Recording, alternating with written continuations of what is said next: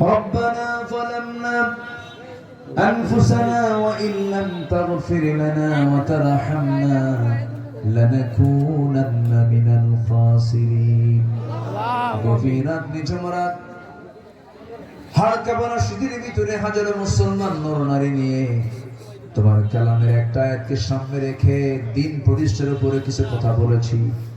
আদর্শ রাষ্ট্রের বৈশিষ্ট্য কি হবে সেই বিষয়ে কিছু কথা বলেছি। গুনার বোঝা মাথায় নিয়ে কাঙ্গাল ভিখারির মতো দুটো হাত পেতেছি। আল্লাহ, গুনার দিকে নজর দিও না, বান্দা মনে করে তামাম জিন্দেগির গুনাহগুলোকে মাফ করে দাও।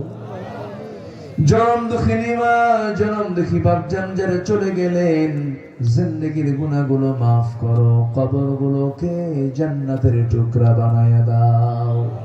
রব্বিরহামহুমা কামা রব্বায়ানি সগীরা, রব্বিরহামহুমা কামা রব্বায়ানি সগীরা।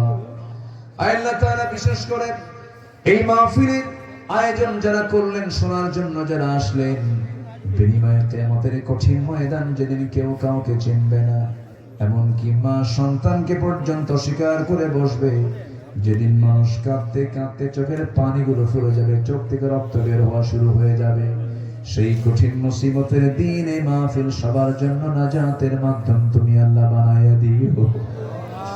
ও আল্লাহ, তোমার বান্দাগুলো কিনা এমন সময় হাত তুলে দিয়েছি যে সময় দোয়া কবুলের সময়। তুমি দুনিয়ার আকাশে চলে আসো, তুমি বলো আলা আমি মুস্তাগফিরিন ফাগফিরাল্লাহ। কোন ক্ষমা প্রার্থী আছে আমার কাছে ক্ষমা চাইবে, আমি তাকে মাফ করে দেব। আল্লাহ গো, তোমার কাছে ফরিয়াদ করি, আমাদের গুনাহগুলোকে মাফ করে দাও, আমাদের পাপগুলোকে মাফ করে দাও।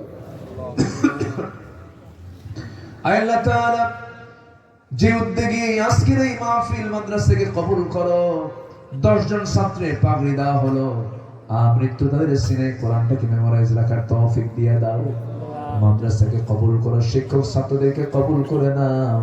আল্লাহ, তোমার বান্দাগুলোকে নিয়ে হাত তুলেছি এমন সময়, যে সময় দোয়া কবুল হয়, আল্লাহ তোমার বান্দাদের চাওয়াগুলোকে পাওয়া করে দিও না। আল্লাহ তাআলা চাওয়াগুলোকে তুমি আল্লাহ ব্যর্থ করে না দিয়া, চাওয়াগুলোকে তুমি আল্লাহ মেহেরবানি করে কবুল করে নাও।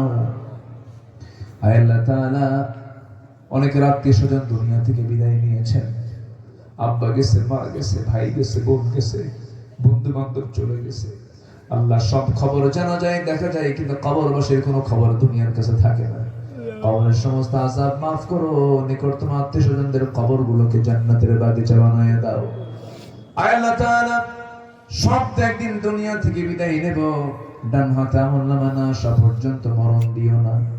মরণের ডাক কোন দিন আসবে কেউ বলতে পারি না, তবে যেদিন মরবো রে, টান মেরে ঘর থেকে বের করে দেবে চিরদিনের মতো। সন্তানগুলো কাঁদবে কিন্তু আমাকে রাখবে না, সব আমাকে কবরে ঠেলে ঘুতে পাঠায় দেবে, কবরের কবরটা পড়ায় দেবে, সেলাই থাকবে না, কোন দামি কাপড় চোপড় পড়ায় দেবে না, মাথায় বাদুর পায়ে বাদুর দিয়ে দিয়ে কবরে শোয়া দেবে, বাঁশ চাপা দেবে, মাটি চাপা দেবে। 24 ঘন্টার ব্যবধানে মাথার চুল সব খসে খসে পড়বে। 3 দিন লাগবে না, চামড়া গুলো গলে গলে পোকার পেটের খাবার হবে। আল্লাহ, 7 দিন লাগবে না, পেটের নাড়ি বুড়ি সব চোখ মুখ কান নাক দেবে হওয়া শুরু হয়ে যাবে। ও আল্লাহ, কিম্ভূত কিমাকার চেহারা হয়ে যাবে।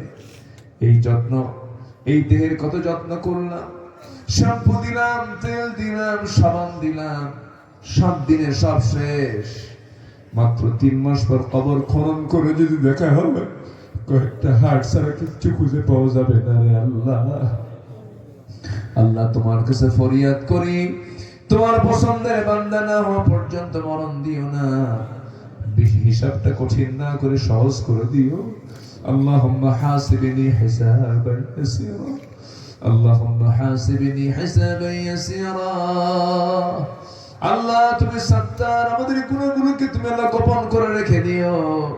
আমাদেরকে মাফ করলে তোমার তো কোনো কৈফিয়ত দেওয়া লাগবে না। সে অন্তিম সময় যখন চলে আসবে, রে মওতের সময়, জবানে জারি করে দিও লা ইলাহা ইল্লাল্লাহ মুহাম্মাদুর রাসূলুল্লাহ।